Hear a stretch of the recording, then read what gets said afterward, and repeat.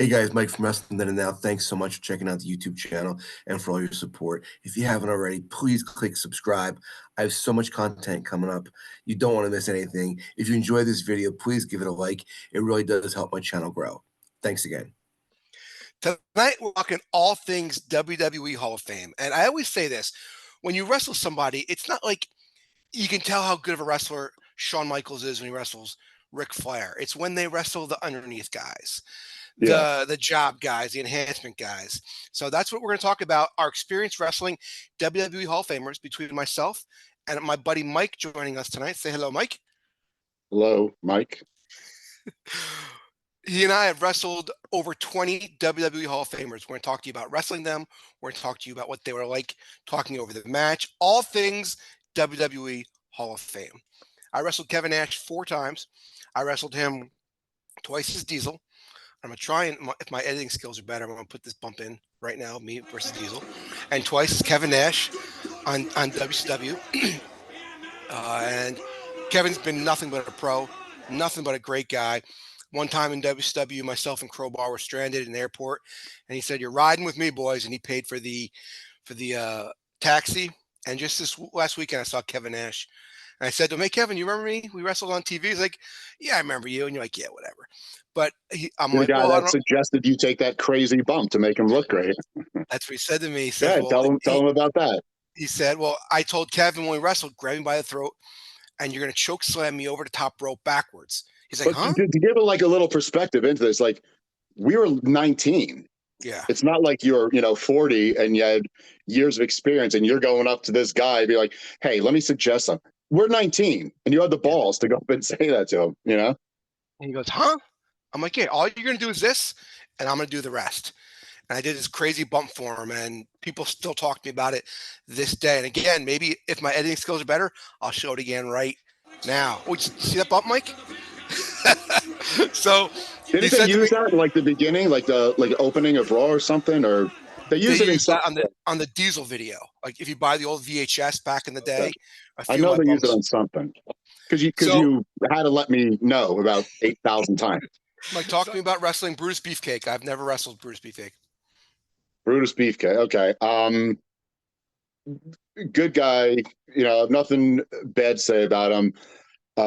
He bumped, which a lot of these Hall of Famers or names on these indie shows don't want to leave their feet. We'll get to that later. Honky Tonk Man.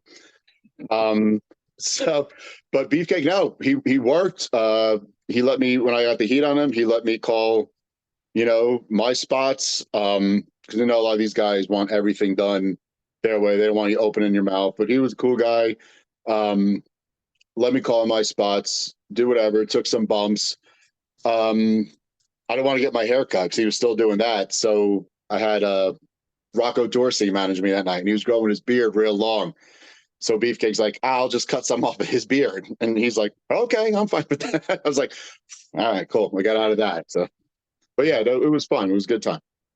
He had to remind me he worked in front of 93,000 people about 300 times, but it was all right. You mentioned the Honky Tonk Man. Let's talk about him. Okay. I'm sure we both had the same experience. I've seen your match with him, and I've had the exact same match with him several Exactly. times. It's the same Exactly. match. I can tell you exactly what it is. Snap mare, kick the hand. You get the heat on him. You give him an elbow. He crumbles with the elbow. Doesn't take a bump. And it's not No, even a shake, rattle, and roll anymore. It's kind of just a it's a grab you shake and and rattle. uh, maybe just a shake. And Yeah, yeah. but I tell you the truth, I was a huge mark for the Honky Tonk Man. And I was a Oh huge yeah. mark for working with him because he was the heel when you and I were kids. So Oh yeah. I lo- I Absolutely. always love being around Honky. I love his stories. I love his honesty. And I enjoyed working with him, even though it's not much of a match. I always enjoyed being No, in the ring with but it Honky Tonk doesn't Man. have to be. That's the entertainment part of sports. And like he came out, he does the song twice before the bell even rings. Right. So I mean that, and he wants you to sell that, and then you do the quick little match, and he sings a song again at the end. Like the people go home happy. Like that's all he needs to do. He never. I mean, can you ever sit here right now and rack your brain like, you know what? That was a great Honky Tonk Man match because it was all a gimmick. It was all entertainment. He didn't have to Yeah. work. True. True. Speaking of not having to work, how about working with Jim the Anvil Neidhart? I worked with him twice. And I'll tell you this, I worked with him on an indie show, so it wasn't like working him on TV where maybe Right. he's going to put a little effort into it because the WWE is watching him. I Yeah. worked him twice on the indies. Getting 10 minutes at a Jim Neidhart was not the easiest night at work. No, Who else we got on the list? Let's go with Tito Santana, one of the awesome. greatest wrestlers of all time. I Yeah. wrestled Tito twice. I wrestled him in 95, 96, and he said to me this. He said, "Tonight you're calling the match. The only way you're going to get better is you call the match." And I was stunned. And I wrestled him again. I want to say like 2000, and both times he worked. He still worked and got in Oh yeah. there, and he took bumps. And yeah, Tito's a pro, one of my all-time favorite wrestlers, and one of my all-time favorites to be around to this day. I love Tito Yeah. Santana. Just a real all around good dude. I've worked him 20, 25 times. And the last time I worked him was like 2018, I want to say.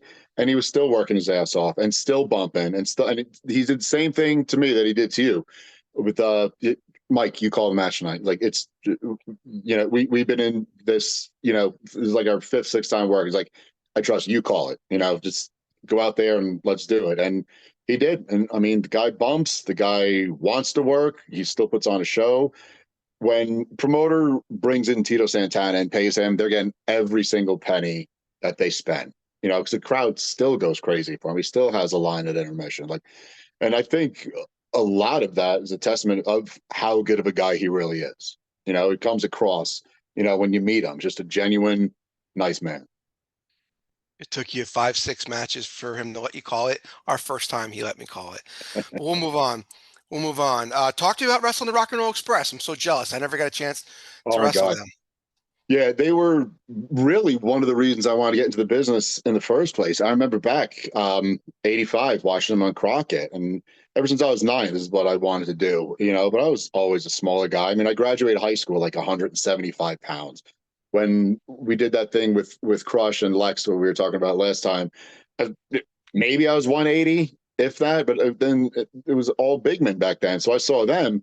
So I kind of gravitated like towards them. I was like, oh, these guys are awesome, then to finally get to work with them after, being such a big fan for years was like, I don't know, it was like overwhelming. It was like, I can't believe like this is actually happening. And what cool, funny, relaxing guy. Like we hung out with them at Tommy's store, like just always telling jokes. Like one would start a sentence, the other one would finish. Like they've been together so long. They literally finish each other's sentences. Like just really good, fun guys to work with. And again, let us call stuff. They bumped. And they work their ass off. I mean, Ricky Morton's still working his ass off. I mean, look at him now. And I worked them 20 years ago. Right. But yeah, I loved working with those guys, and I would love to work them a million more times. But I know since Ricky's last year, Robert's done. But just real cool guys, just hang out with. Nice. So I wrestled Shawn Michaels, and I was always the job guy that got stuck with Adam Bomb and Bastion Booger and the big guys, like Henry Godwin, Yeah, the Ludwig big Borga. man. No, physically the big guys. I always took the bumps. They're like, "Oh, you're wrestling Shawn Michaels tonight." I'm like, "Yes." So That's I'm like, awesome. "Oh my God, this is my WrestleMania moment." This is before there even was such a Absolutely. thing as WrestleMania moments.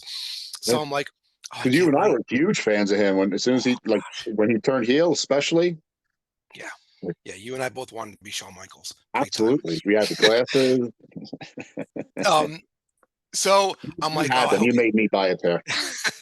I'm like, I hope he wants to do so much tonight." He comes up to me like, "Well, my back's bothering me a little bit tonight, so we're gonna go easy Even back tonight." I'm then. like, "Oh See, he man." was trying to get out of having to work with you, you Yeah. know? And he goes, "I'm thinking about using the super kick for a finish." So that's how long ago it was.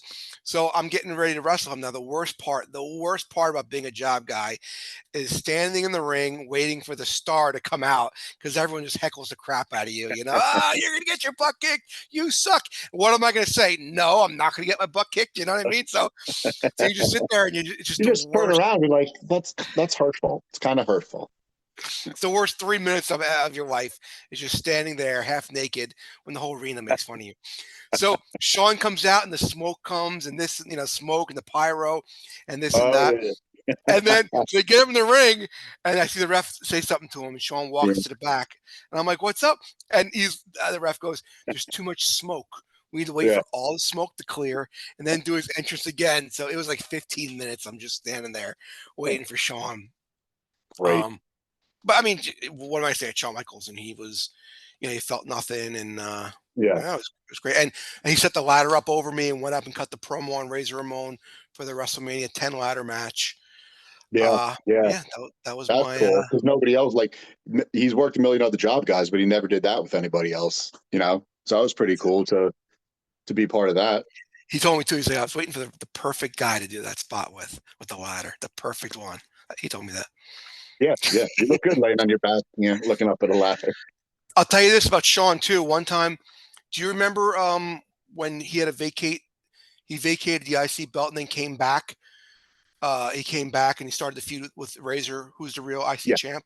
yeah, yeah, So yeah, I was doing TV and it was me and I don't remember who else, but a couple of the enhancement guys who walk into a side locker room to put our stuff down, and Shawn's sitting there by himself. And I'm like, I'm sorry. He's like, no, guys, come on in. He's like, sit down. We talked to Shawn Michaels for about 45 minutes, and he just talked to us about the business, and he talked to us that whether there's 2 people or 20,000 people, you got to work hard. You got to give them a reason to come back. You got to set yourself apart from the pack. I mean, it was a wrestling 101 with Shawn Michaels for about 45 minutes was amazing. that's awesome. Amazing. Yeah. That's awesome. You figured he'd be one of those guys that has his own locker room. He's not going to talk to many people, especially job guys. For him to do that though is pretty cool. Let's talk about JEFFJERRETT Jeff Jarrett. We both wrestled him for WWF TV. Yes.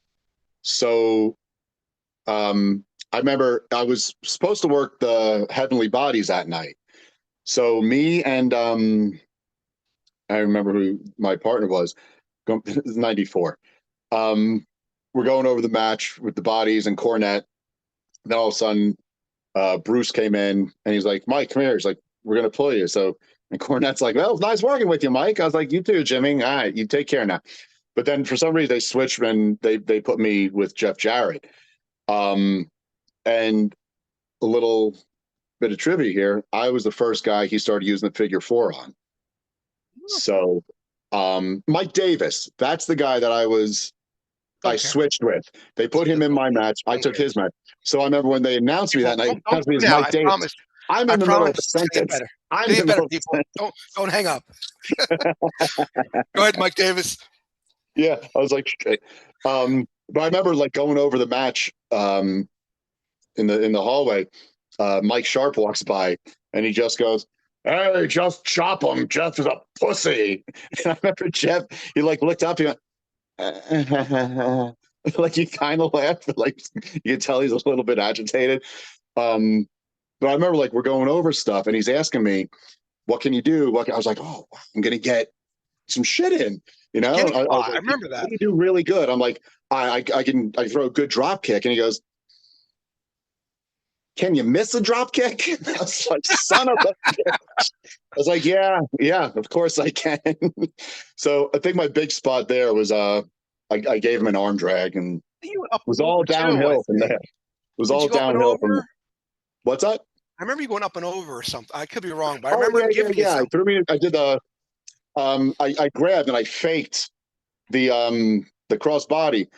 And then he ducked and then I went for it again and then he ducked again and I missed. So I'm great at missing things. So it's my Jeff was forte. always easy to work with. Simple, nothing crazy. Very, very TV match by the numbers. You know what I mean? Like step 1, walk up. Step 2, nothing crazy, nothing That fancy. old Very Southern safe. style. Yes, Yeah. exactly. Yeah. It's Definitely very safe. Very safe. Scott And Hall. I wrestled Scott Hall twice. Scott Hall, everyone piles on him. Of course, now that he's dead, everyone makes him out to be a saint. I've said this about Scott Hall, whether he was alive or dead. Scott Hall is a great dude. He was always super cool to me. When my first probably my second TV there. I wrestled the Head Shrinkers, and I came in the back. And Scott Hall from across the whole back area where everyone was sitting watching the monitor. He said, "Yo," he goes, "you took some awesome bumps in there." So Scott Hall, like you said about sitting next to him, you could always sit next to him. He'd ask you how your day is. Yeah. Scott was always a cool dude. Wrestled him twice on Nitro. They're total squashes. Did you get those chops? Yeah, but I was wearing the thick. It was like a Oh, thing that with a shirt mesh. gimmick that Yes, you, yeah. yeah. I got the chops. I worked him twice. I never took the Razor's Edge, and I never took the suplex off the top. Joe Steele took the Razor's Edge. He sure did. Talk to me about wrestling, Mr. USA, Tony Atlas. My man, Tony. You know how fun that was. That was the night of the last 80s Con convention back in May. Right. But we were hanging out with him all night the night before. Just amazing, funny. What a storyteller. I think we got up after like an hour and a half and left and came back maybe 2 hours. He was still there talking, like holding court. He's center of the round table, and just what a nice, fun, and what amazing shape he's in for his age. Yeah. I mean, for any age. Yeah. But I mean, to keep that up, just amazing. I remember the next morning I met him for breakfast, and he was just getting back from the gym, and it was like 7 o'clock. I'm like, "You already trained?" I'm like, all right, now I'm going to talk to you about wrestling Bob Backlund. Okay. So I wrestled Bob on an indie show. Actually, I did a run-in on Bob. Me and Chris Kanyon did on WWF TV. He was beating up a job guy. So me and Chris Kanyon, when Chris Kanyon was a job guy, ran out to get him off, and Bob got off, then got me in the chicken wing. That hold is no. What? You said Bob got off. So. That move is no joke. Like that move, it hurts. It hurts even though he's working you, even though he's working with you, that move hurts because when he hooks his hands, your body's just not meant to move that way. It's not like it's a figure four where it looks like, or a full Nelson. That move hurts like a bitch. I'll never forget the look on your face when he put it on your mom in free. Remember that? You're like, oh my God. You're like, my mom's in her 70s. He's like, that man's insane. Speaking of all being insane, though, he couldn't name all 50 presidents. What else is he going to do? You're burying the lead, man. You're killing my story. I'm sorry. So we wrestle on an indie show, and we get done, and I'm thanking him. And he's just Bob. He's just very quirky. He's like, "No, thank you, sir. Thank you, sir." Like he's just very Bob. I mean, in your face. Yeah. And so I said to him, I said, Bob, my dad was a big wrestling fan back in the day. Is there any way, would you mind signing a picture for my dad? So he grabs the picture out of his briefcase and goes, "I can give you the picture, but I can't sign it." I started laughing. I thought he was kidding. He goes, if you can't recite all 50 presidents. And I'm like, we just worked, Bob. You know, I'm not. And he's like, "Yeah, that's just my thing." Okay. And then I guess now he signs autographs now that he gets paid for them at personal appearances. Yeah. He was at the first or second 80s con. And the night before I'm there with him we were there at the restaurant talking to him, Mr. Backlund, kissing his ass and being nice, giving him respect. The next day at the convention, "Oh, Mr. Backlund, if you need anything, I'm here. Would you, I got your book. I read it 3 times. I loved your book. Would you mind signing it?" He gets this close to me, like literally, like our noses are almost touching. He goes, "Where'd you get the book?" I go, "Amazon." He gets even closer, like I can feel him breathing on me. He's like, "Why didn't you get it at my website?" And I said, I didn't know you had a website. He goes, $30. I go, "Bob, you're an autograph signing. That's why you're here to do, sign autographs." He goes, if you didn't buy it from my website, it's $30 to sign it." And right there, I'm thinking to myself, nothing I say is going to make the situation any better. So I'm just going to shut up, thank him, and walk away. Because what am I going to do? Argue with the man? The man, it's odd. He's an odd bird. You should have read it. That's actually in the epilogue of the book. If I knew what an epilogue was, I would have. Okay, who do we got next? We got Greg Dimer Valentine. I never wrestled Greg. I can't believe it. The absolute hardest I've ever been chopped in my entire life. Mike Sharp. Did you ever take a chop from Sharp? At a day camp. He had an appearance at a day camp, and I was there as a tackling dummy. And he's chopping me at a day camp in front of like 6th graders. No ring on a mat. He's I chopping me. remember that. Was that in the paper? Yes. I remember Because I was that. taking a hip toss on the mat. Yeah. I did with It Nikolai was, in Volkov all due the day before. respect, though, it was a better bump than Sharp's ring. Oh, true. I was doing an That was appearance. awful. The same promoter had the day before at a different camp with Nikolai Volkov, and they say, Nikolai, show me a full Nelson, show me a body slam, and he'd get me up for it. Mike Sharp was call, I swear he was calling spots. He was calling spots, hip tossing me, get up, I'll chop you. I'm like, what the? I mean, I was No, you 18. won't. No, he did. Oh God. Yeah, but I've taken Valentine. it from Mike, and that was the absolute hardest until I took the one from Greg. Just, I mean, put me back, and I mean, first of all, his hands are like I've never seen bigger hands than that. Like legit, like catcher's mitts, and his fingers are so like, bam. I remember a week later, I still had the Emperor, but it was like purple and yellow, and I was like, this is never going away, but this is awesome. Like I used to have pictures of it. I have no clue what happened to them. Um, but I actually rode to the show with him. Um, Gino Moore picked us up. Went down to Delaware. Him and I just talked the whole ride down there, not having any clue we were working with each other. You know, we get there and like a half hour into it, they're like, if you came with Greg, just work with him. I was like, all right. I'm like, Greg, apparently we're working. He's like, it'll be good. I'm like, yes, sir. But like he let me call some stuff. I guess I don't know if he's normally like that, but we spent 2 hours in the car together on the ride down, just talking about everything. But again, let me call stuff. He, let me take over on him. Just a good dude. Russell Larry Zabisco. Did you ever wrestle Larry? No, I've done many shows with him, but I'd never had the pleasure. Where'd you, Simple, where'd you work with him? for Dapper. Oh, okay. Yeah, it was just a indie show after WCW closed, and it was easy. He has a very weird cadence when he talks like Yeah, this, and then I'll grab your head, and then I'll shoot you off, and then I'll do an arm drag, and then yeah. hey guys, that's It's just it's like he's doing commentary while he's like talking to you. or like Yeah, almost like stand up comedy. It's like yeah. so then I got in the ring, but yeah, it's Larry Zabisco. I mean, what do you expect? The guy was, gosh, if I was in my 30s, he had to be in his late 50s. It was after WCW. So yeah, I mean, And don't forget, he had that feud with Bruno in the '70s. He's probably older than that. if you've been around him more than 3 minutes, he won't let you forget he had this feud with Bruno. But So, no, Larry was awesome. Very, so very, very easy to work with too. So talk to me about wrestling Nikolai Volkov. uh, nice I know. man, good guy. He just didn't want to do anything, It's I know. I remember he goes, if you see me do this, and he took like his finger and he like rubbed it down his thigh. He goes, if you see me do that, no, I'm going to give you a spin kick. I'm like, oh, okay.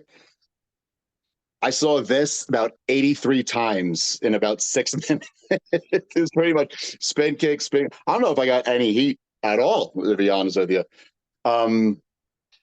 So I mean, it was easy. It was a very nice man. Always telling jokes, always happy. Never saw him angry or mad or talking shit on anybody. Just he was one of the guys that you watch growing up every week, and like just to even be in the ring with him was it was awesome for me. Like because I was a big Sheik Volkov fan from when they were doing their thing.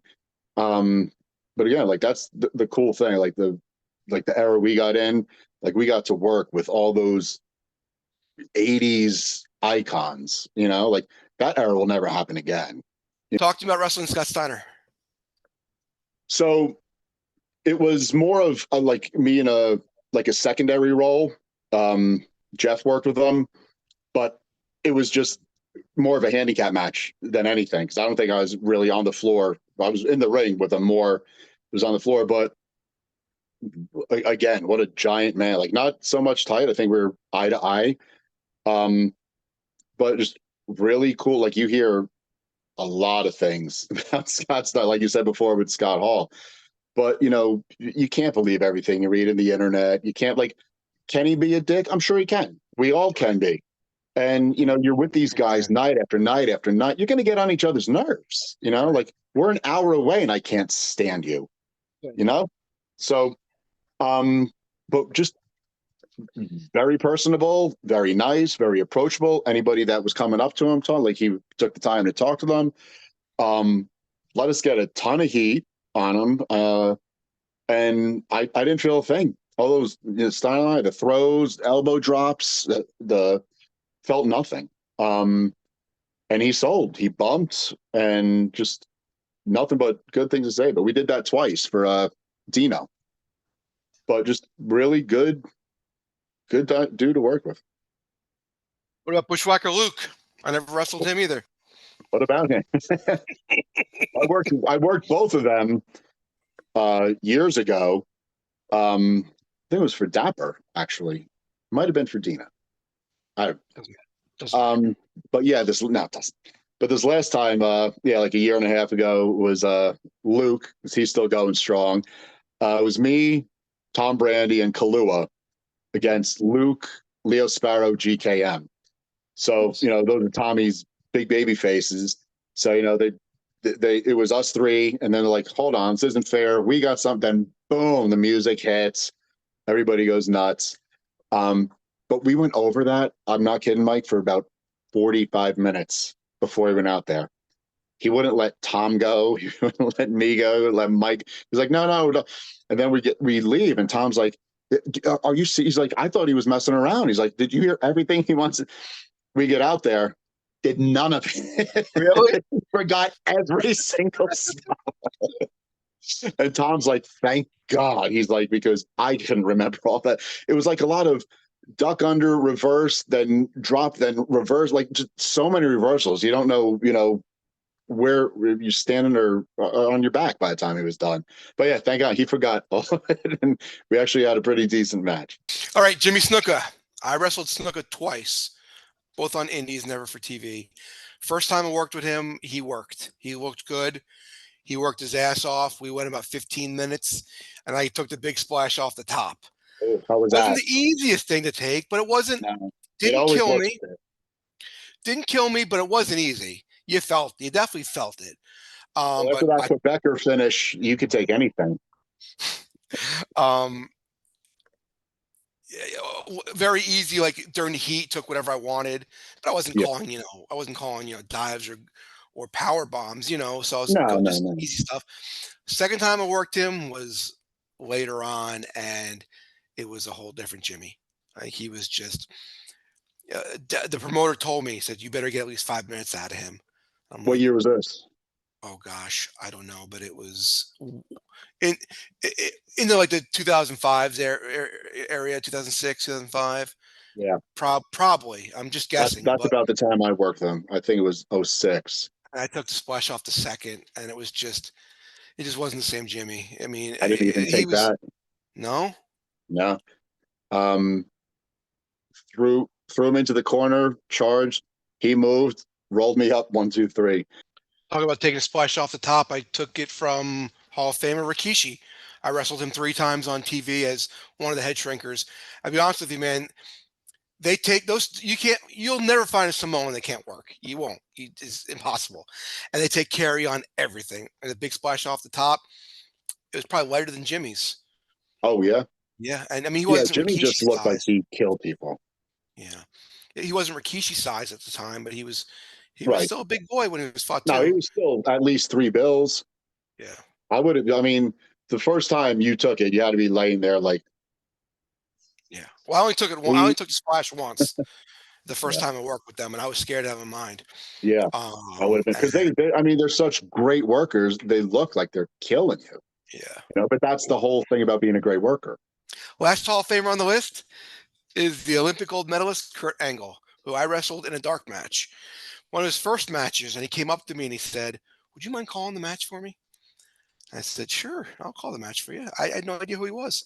I just knew he was in the developmental system, and they had plans for him. So I was like, let's have a match. Yeah. And he was so green, and he was so good.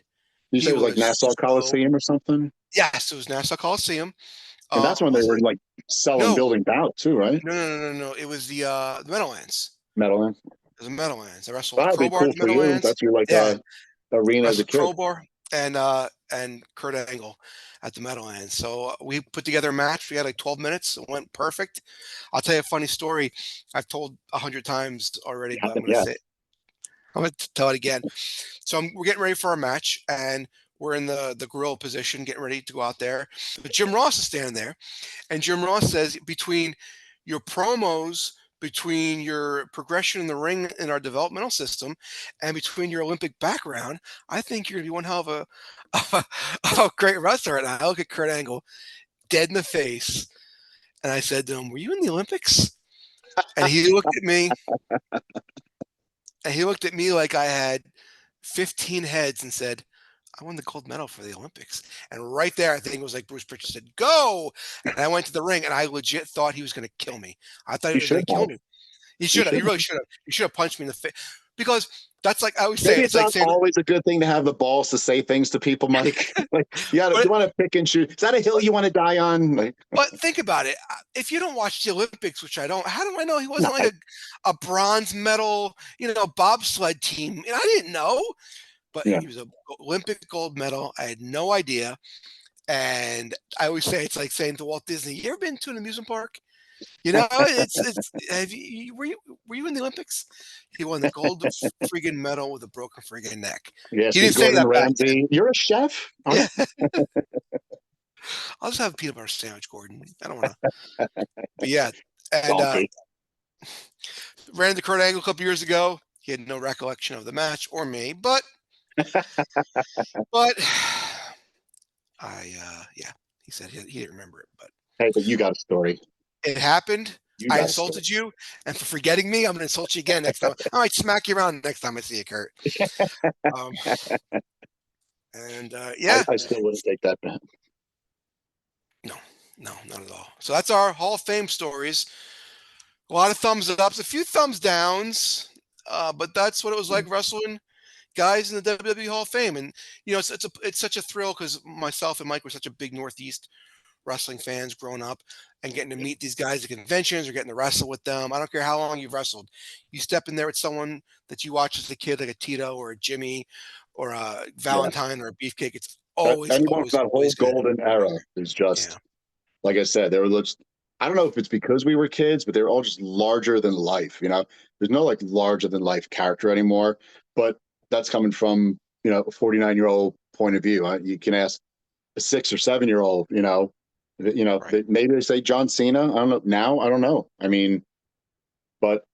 Cody now definitely larger than life. They're starting to get a couple of, there was a time period there. It was just after that Attitude Era, but I just love that whole golden era. And I think it made me more into us just because that's when we really got into it and we were Yeah. little. But like you said, like stepping into the ring with any of those guys, just like, I can't believe I'm here and I'm getting paid for this. Like, I'll pay you to, let me, like, I'm living my childhood dream, Yep. like, that's what I always say. Like, never made any money, never got famous, none of that. But, I've been to a lot of places I never would have been to. And I experienced things I never would have gotten experience. And I have a million stories and memories. And, it's all worth it to me. Yep. And you made a lot of good friends, Mike. I'm certainly not one of them, but you No, made some good friends, I'm sir. sure, somewhere. Thanks for joining us tonight. Thank you for jumping on. Pitch me some ideas. We'll keep you on, get you over. Always a Um, pleasure, Mike. I appreciate it. Thank you, brother.